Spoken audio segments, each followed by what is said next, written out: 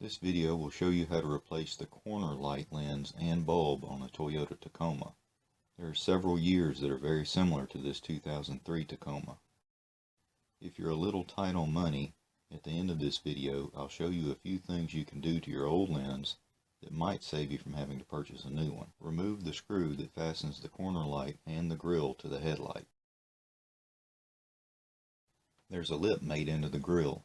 You have to lift this tab slightly to get it over the lip. The tab is very easy to break, especially on an old lens. So gently lift the tab while you pull the lens straight towards the front of the truck. Grab the bulb socket and twist counterclockwise to remove the socket. If you're replacing the bulb, pull the bulb straight out of the socket. Press the new bulb into the socket. The wires for the corner lens are kind of short, so you can disconnect the socket from the wires to make it easier to find the right position for the socket. Insert the socket in the lens and turn clockwise. Reconnect the wires to the socket.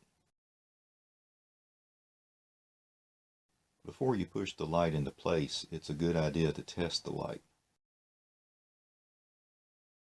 Align the bottom tab with the slot in the grille and the side tab with its slot. Align the holes in the headlight, the grille, and the corner light lens and install the screw.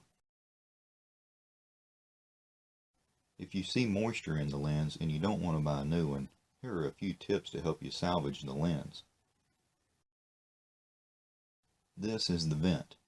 There are a few different vent styles. This one is just a curved hose.